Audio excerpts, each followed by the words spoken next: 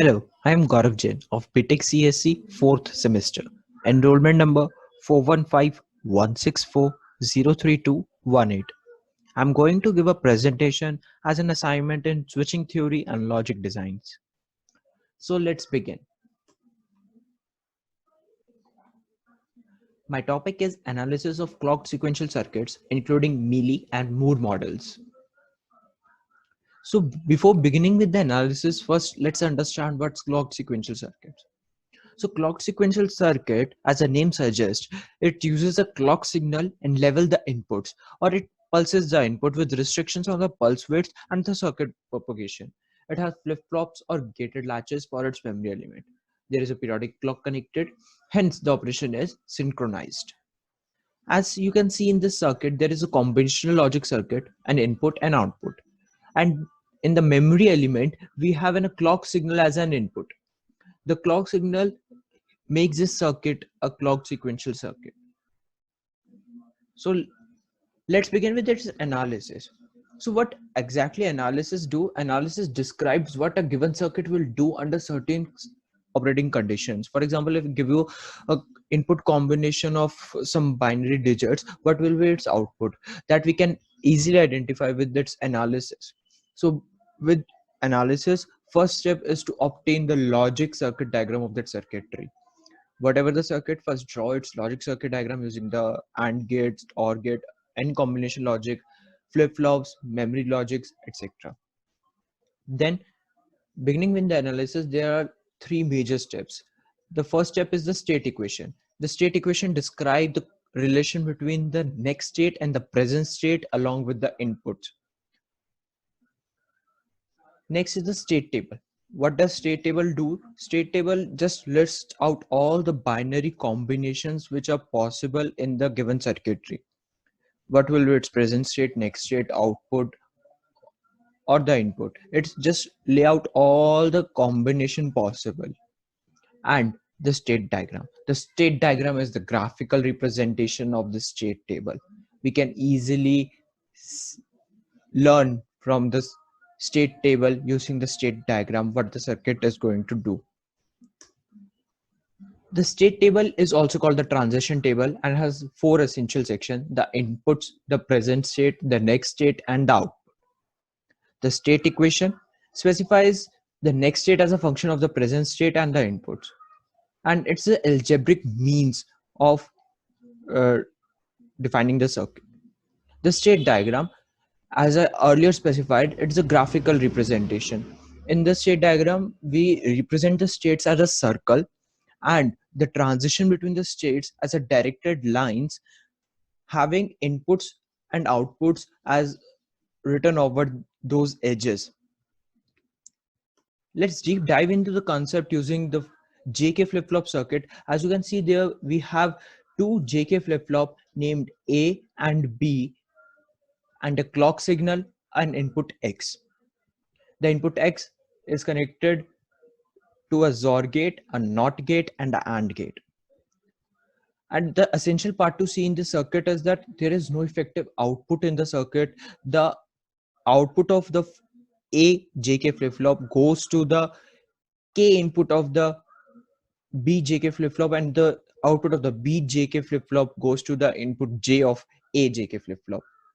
So let's begin with its analysis. We have obtained its logic circuit diagram, which is given here. Moving ahead, we'll draw the state equations from the state diagram. We have the circuit here, the JK flip-flop here. The JA is B, the output of the second flip-flop. You can see it is here. So we have written JA equals to B. The K input of the first flip-flop is essentially, you can see here, it's the X naught and the B. So it's the AND between X naught and B. For the second flip-flop, similarly, we can easily see that it's X bar as its J input and K input is A X bar plus A bar X, which is easily you can say A XOR B.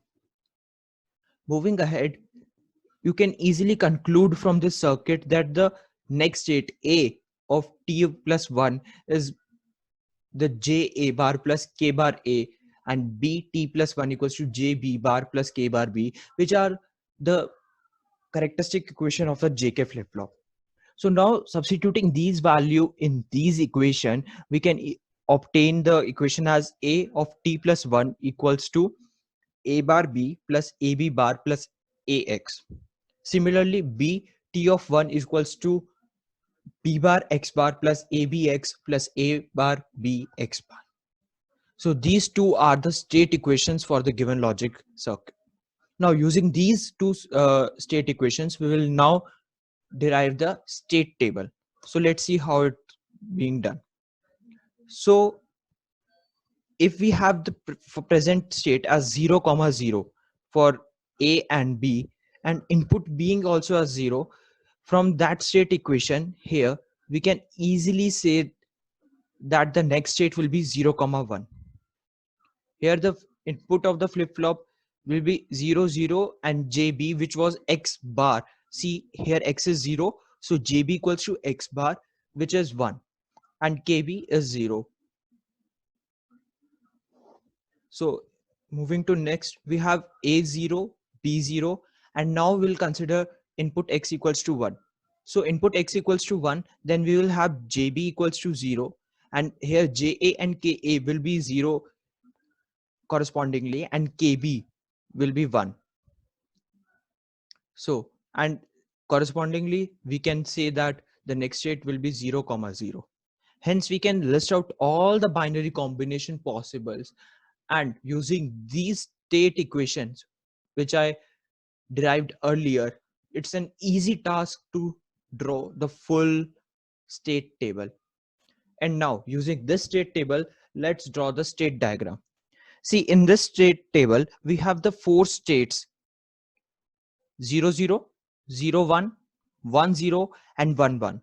These 4 states are represented as a circle in the state diagram and named as S0, S3, S2, S1. And now if the first state is 0 comma 0, S0 is 0 0, and the input is 0, then the next state will be 0 comma 1. So if the input is 0, so input is 0, then it will move to state 1, which is 0 comma 1.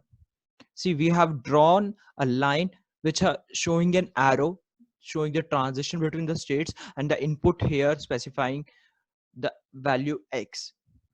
Similarly, if we see here and we have S3, S3 is 1 comma 1. So in this table 1 comma 1, and if we have an input 0, then the next state is 0 comma 0.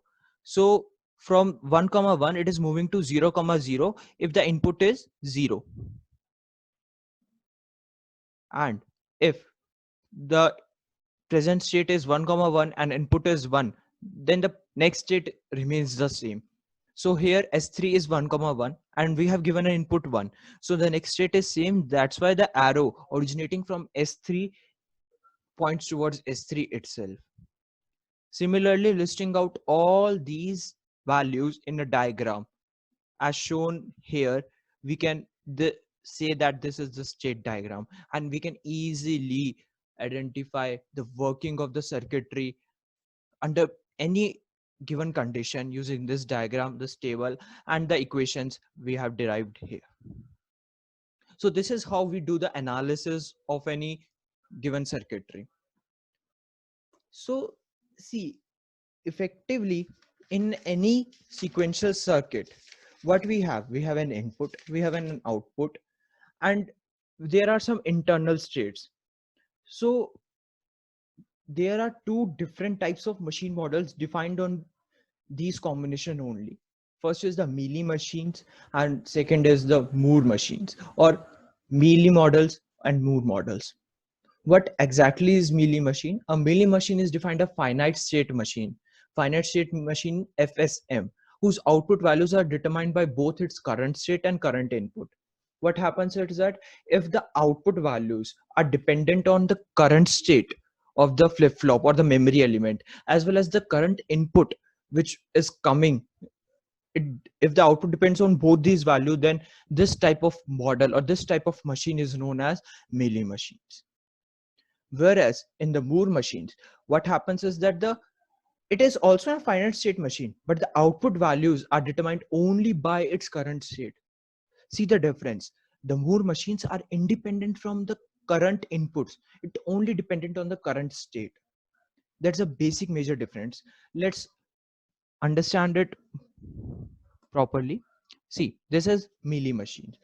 What happens is, here is the next state combination logic, the state register, a clock input, and the output combinational logic.